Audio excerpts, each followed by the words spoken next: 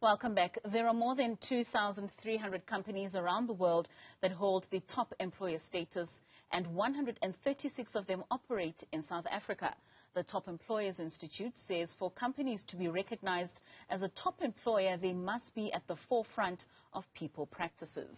Joining us now to make more sense of the top employer status is Karen Müller, the Client Success Advisor at Top Employers Institute. Karen, thank you so much for your time and for being with us today. What are the key criteria or factors that you consider when evaluating a company for the Top Employers certification?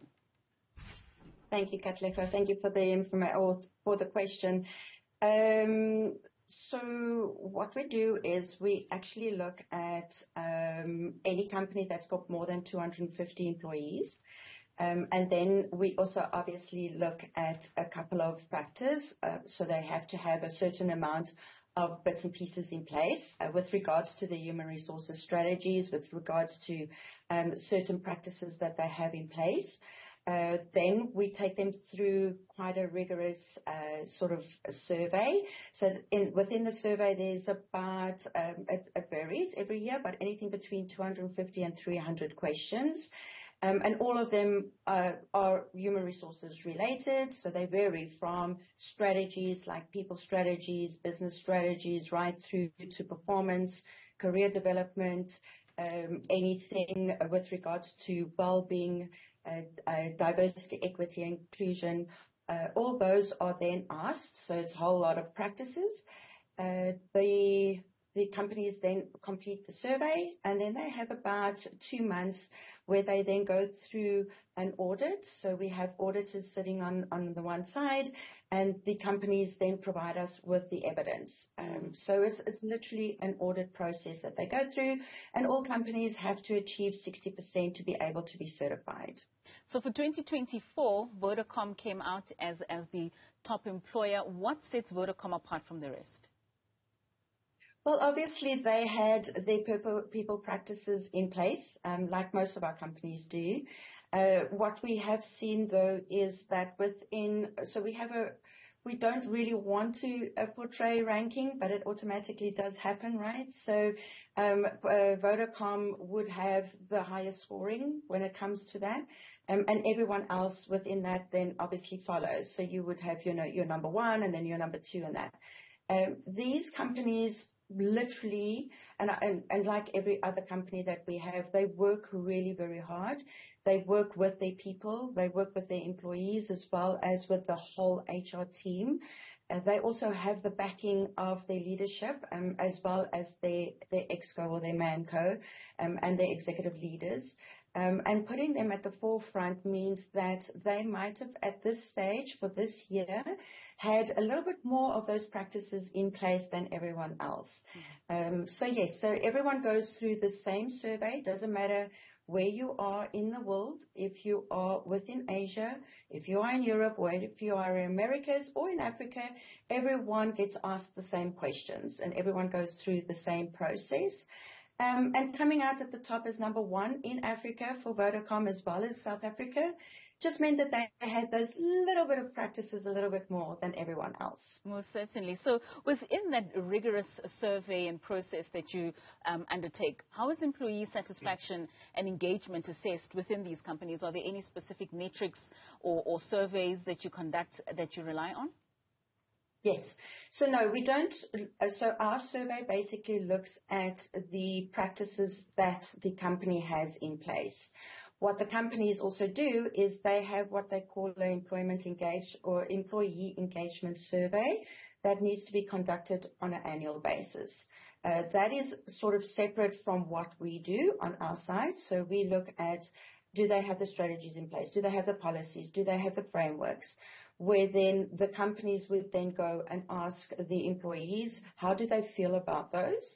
And a number of our companies actually, and that's why I'm a client success advisor for Africa, but also I've got about 10 big globals that I also represent. We then can go and we can take that information, and what we do is what we call a mirroring exercise. So we look at the employee engagement surveys, and we can mirror that towards what our survey says.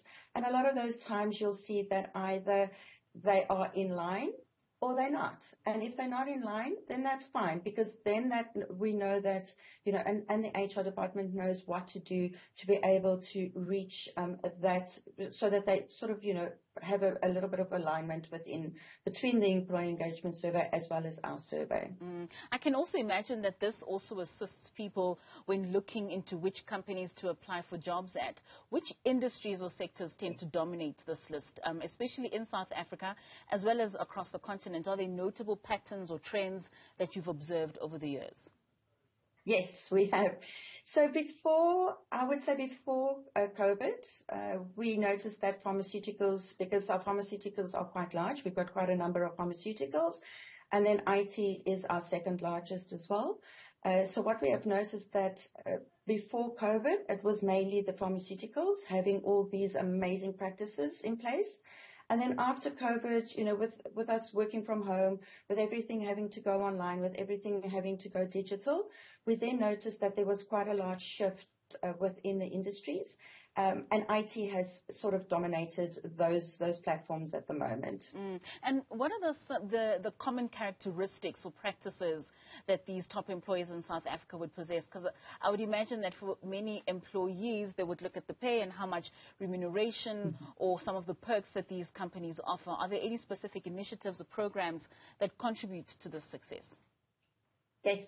So it's a sort of a holistic process, right? So when they have completed the survey and they have sort of gone through the validation process and they are certified, they do get what we call a seal, which they then can use on any format.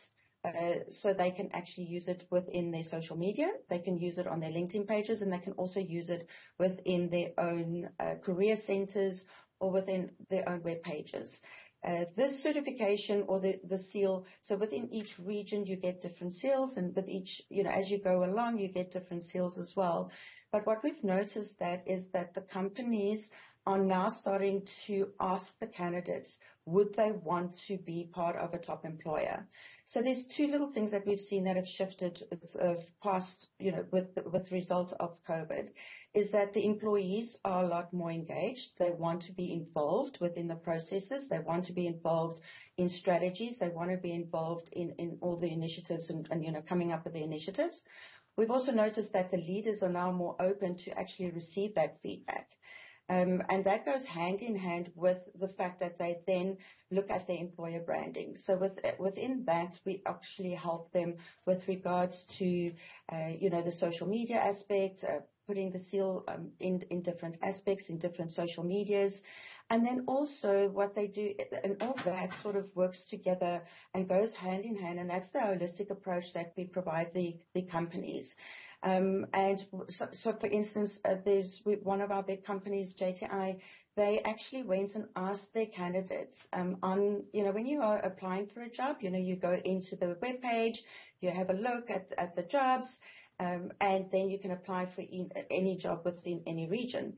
And what they've done is they've literally asked 12 questions when they apply to the candidates, and the candidates can actually choose within those, would they want to work for JTI because of salaries? Would they want to work for them because of their benefits? Maybe, because of the job changes, or maybe because they could travel and they could learn from different countries. And the one question that they have also asked is, would you want us to be part of a top employer, as part of top employer, or a top employer?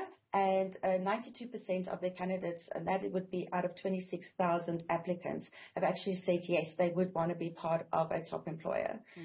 The other evening we had our function, and I spoke to quite a bit of companies, and they're going through exactly the same, where the CHROs now are receiving emails, not only from stakeholders or from companies, external companies that would want to work for them because they are, or be contracted through them because they are a top employer, but also candidates or other employees that would like to work for the companies because they've got that status. So that it's not only just, you're not paying just for the seal, you're not just getting the seal, you're actually working quite hard for that information. Your HR departments are working hard. Our company's leaders are working hard.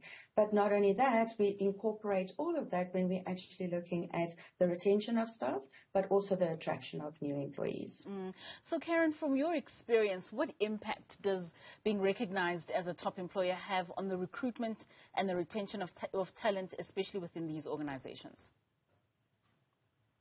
We have seen quite a drastic uptake of that, to be honest with you, especially because we've gone quite digital. And in the last couple of years, the platforms are quite large, as well as, everything is digital at the moment. So you can do recruitment digitally. You can actually do interviews digitally. You can actually onboard people digitally as well, where they've got these most amazing platforms where you can actually do virtual reality and you can actually see how it goes through the companies.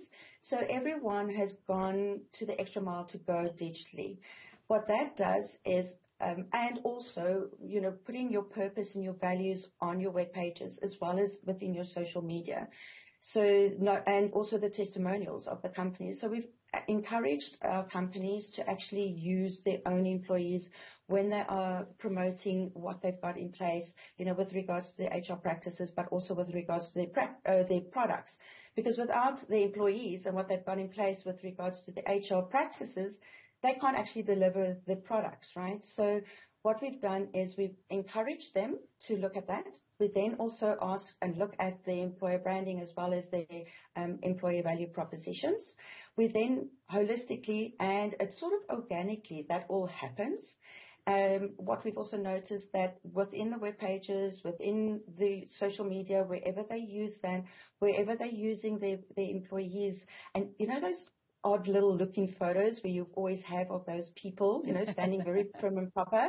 We don't use that anymore. Neither do the companies. They actually use their own employees. Where they are busy doing work, they actually ask them, why are you part of this company? Why, how do you feel being part of a company that's a top employer? And that has drawn a lot more attention. All these recordings go on as testimonials. They go on their web pages, but they also go on social media. And that sort of attracts people with the same values. And that's one thing that we've also noticed within our trends report. So if you go to our webpage, you can actually download our World of Work Trends report for 2024. And you'll be able to see that the heart of, the human is the heart of the company. Yes. And that's starting to filter out. It's sort of, we're recentering the human right smack bang into this, into any company. And that has sort of got a ripple effect. So it's got a ripple effect to the leaders. It's got a ripple effect to the employees. But then that also attracts other people that actually wants to work for that company because they have shared values. All right. Thank you so much for joining us today for this very interesting discussion. We really appreciate your time.